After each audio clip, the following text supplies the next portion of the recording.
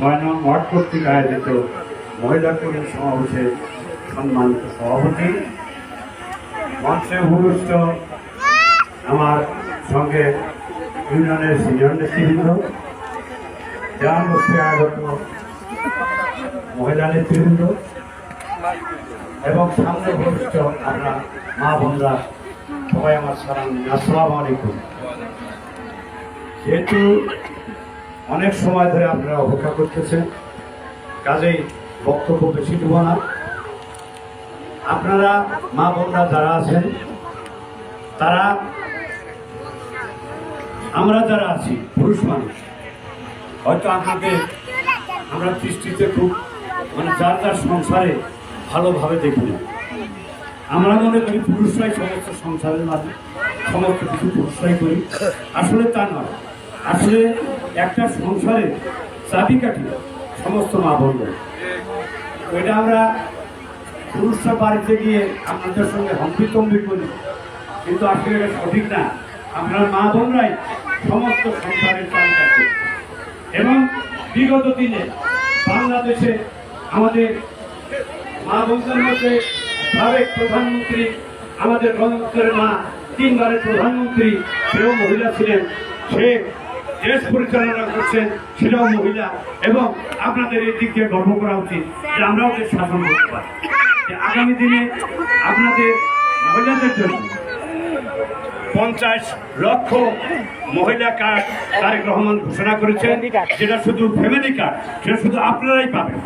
এবং নিত্য প্রয়োজনীয় দ্রব্যাদি সবকিছু আমাদের মাধ্যমেই হবে। এবং আমাদের প্রাণ প্রিয় নেতা রশিদুজ্জামান মিল্লাত সাহেব এবং আমাদের ম্যানুফ্যাকচারিং আছে আগামী দিনে উন্নয়নমূলক কাজ, যত রকমের কাজ আছে মহিলাদের দ্বারাই, মহিলাদেরও একটা অংশ থাকবে। সেটা আপনারা মহিলারা সেই সমস্ত কাজে অংশগ্রহণ করবেন এবং আপনারা সেই সমস্ত কাজ মহিলাদের দ্বারাই হবে। কাজেই এটা ভাবেন না যে শুধু আমরাই কাজ করব, মহিলারা করবে না।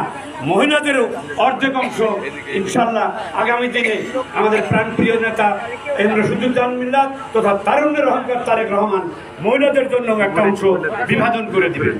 আর বিগত দিনেও কমিটি ছিল মহিলা দলের, কিন্তু আমরা এই ওয়ার্ড পর্যায়ে বা ইউনিয়ন পর্যায়ে নিয়ে আসি নাই। এই প্রথম আমাদের প্রাণপ্রিয় নেতা রশিদুজ্জামান মিল্লাতের নির্দেশে আমরা ওয়ার্ডে ওয়ার্ডে কমিটি করতেছি। এই কমিটি শুধু নির্বাচনের জন্যই না, আগামী 3 বছর 5 বছরের জন্যই এই কমিটি থাকবে এবং আবার নবায়ন হবে। আপনাদের এই মহিলা দলের কমিটি এই শুরু হলো, ইনশাল্লাহ এই কমিটি চলতেই থাকবে।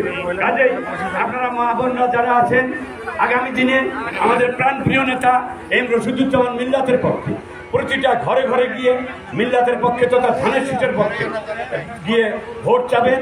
যেহেতু আপনাদের জন্য সুবিধা, আপনারা মা বোনদের কাছে পৌঁছতে পারবেন, কিন্তু আমরা সেটা পারবো না। আমাদের সুবিধা হলো আপনারা যাতে আগামী দিনে প্রতিটা ঘরে ঘরে গিয়ে মা বোনদের কাছে গিয়ে ভোট চান। এই জন্যই মহিলা দলের কমিটি গঠন করা এবং আগামী দিনে যাতে মহিলারা পুরুষের পাশাপাশি রাষ্ট্রীয় প্রত্যেকটি কাজে সংযুক্ত থাকতে পারে, এই জন্যই আপনাদের কমিটি।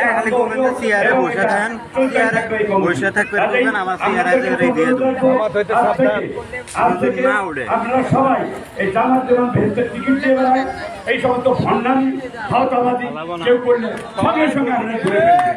এবং আগামী দিনে আমাদের প্রাণপ্রিয় নেতা রশিদুজ্জামান মিল্লাত যাতে সর্বোচ্চ এই 6 নং ওয়ার্ড থেকে ভোট পায় এবং আপনারা মা বোনরা প্রতিটি ঘরে ঘরে গিয়ে ভোট চাবেন।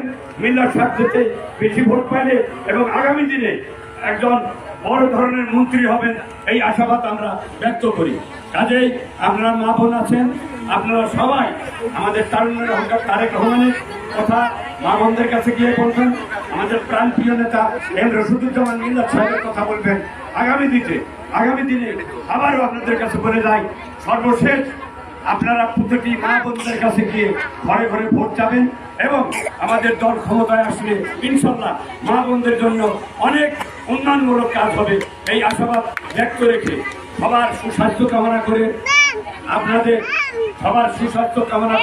এই আপনারা দীর্ঘক্ষণ এটা উপস্থিত হয়ে আমাদের সামনে উপবিষ্ট আছেন।